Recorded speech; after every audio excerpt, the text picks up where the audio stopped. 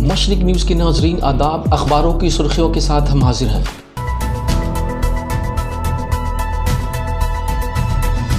روزنامہ اخبار مشرق دہلی، کولکاتہ، رانچی، لکھنؤ، بھوپال اور کشمیر نے گیان واپی مسجد پر قانون سے کھلواڑ کرنا ناقابل قبول۔ گیان واپی مسجد کے سلسلے میں مسلمان تشویش میں مبتلا نہ ہو، مولانا خالد سیف اللہ رحمانی اس خبر کو پہلی خبر بنا کر نمایاں طور سے شائع کیا ہے۔ وہیں آگے لکھتے ہیں، مسلم پرسنل لاء بورڈ کا دخل دینے سے انکار، ظفر یاب جیلانی اور اویسی کے بیان میں تضاد کو نمایاں کیا ہے۔ دوسری طرف تبدیلی مذہب پر بندش کی عرضی مسترد، ہر شہری کو اپنا پسندیدہ مذہب اختیار کرنے اور اس پہ چلنے کی آزادی، سپریم کورٹ اسے دوسری خبر بنا کر ٹاپ کارنر پہ شائع کیا ہے۔ روزنامہ راشٹریہ سہارا دہلی نے کورونا کی رفتار نے بڑھائی بے چینی، ریاستی سرکار حرکت میں، دہلی کے تمام اسکول آئندہ ہدایت تک بند، یو پی میں 50% ملازمین کو دفتر میں حاضری کا حکم کو پہلی خبر بنا کر نمایاں کیا ہے۔ وہیں لالو کو نہیں ملی ضمانت کو دوسری خبر بنایا ہے۔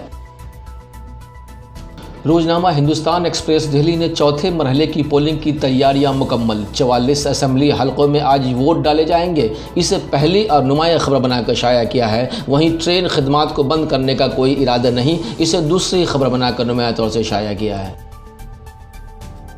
روزنامہ اردو ٹائمز ممبئی نے مہاراشٹر میں مکمل لاک ڈاؤن کی تیاریاں، آج وزیر اعظم نے کل جماعتی میٹنگ طلب کی، کابینی وزیر 3 ہفتوں کے لیے لاک ڈاؤن کا مطالبہ کو پہلی خبر بنا کر شائع کیا ہے، جبکہ رمضان المبارک مساجد میں نماز تراویح ادا کرنے کی اجازت دی جائے۔ جمعیت علماء ہند نے ممبئی ہائی کورٹ کے تحت عرضی داشت داخل کی، اسے اہم خبر بنا کر پہلے صفحہ پر نمایاں کیا ہے۔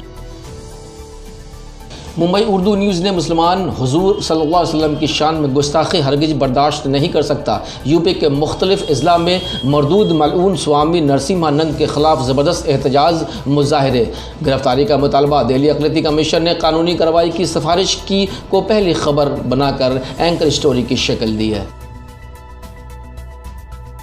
روزنامہ صدر حیدرآباد نے رمضان پرمٹ کے بغیر عمرہ کے لیے روانگی پر 10,000 ریال جرمانہ کو پہلی خبر بنا کر شائع کیا ہے۔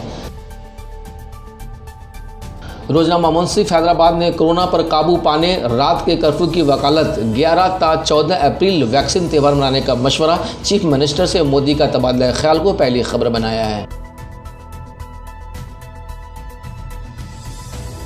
روزنامہ پندار پٹنہ نے بہار میں تمام مذہبی مقامات 30 اپریل تک بند اور اسکول کالج 18 تک بند، کورونا کے بڑھتے معاملوں کا وزیر اعلیٰ نے اعلیٰ سطح کی میٹنگ میں جائزہ لیا، اسے پورے اخبار کی سب سے بڑی اور اینکر سٹوری بنا کر نمایاں طور سے شائع کیا ہے۔